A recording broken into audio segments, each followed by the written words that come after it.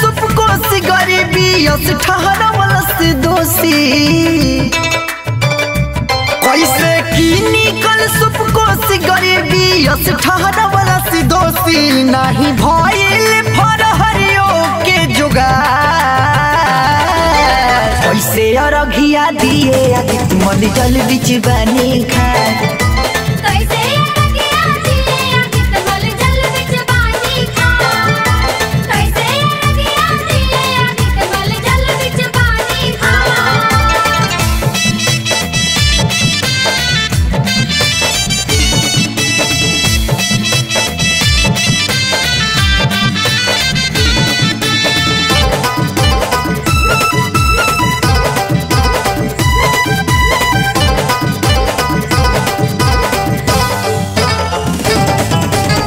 जाने के कर सारा पुबा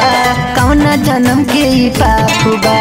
बाबद नसीबी गरीबी ये आदित्य तहत बड़े अभिशाप बा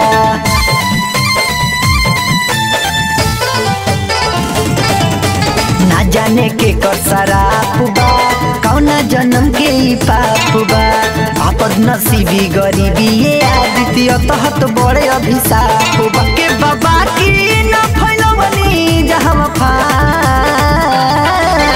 कैसे अरघिया दिए आदित्य मल जल बिच बनी खा कैसे अरघिया दिए आदित्य मल जल बिच बनी खा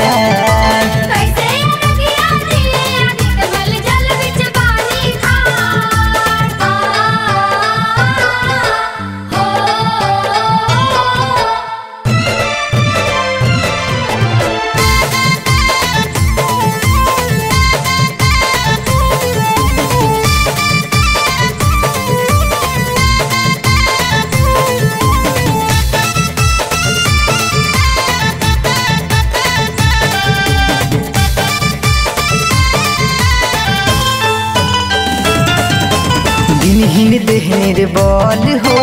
मन निर्मल निश्चल हो काया डाही के भूखनी बरत हम सफल हो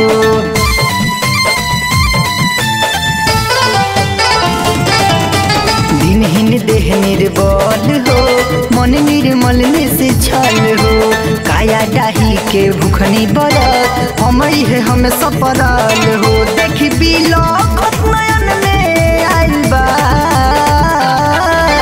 कैसे अरघिया दिए आदित्य मल जल बिच बनी खा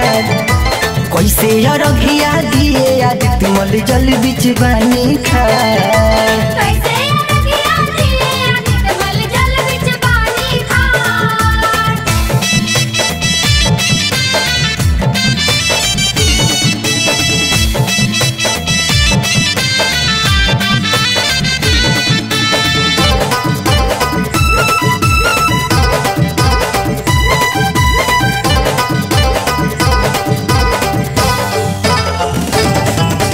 पहले पंकज वसुधारी रिंटू भोला संगे आके जरे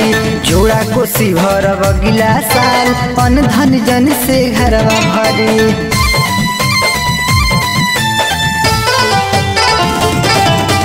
पहले पंकज वसुधारी धनजी भोला संगे आके जरे जोड़ा को शिवर बगिला साल अन धन जन से घरवा भरे मेवा फरो कैसे अरघिया दिए आदित्य मल जल बिच बनी खा कैसे अरघिया दिए आदित्य मल जल बिच बनी खा।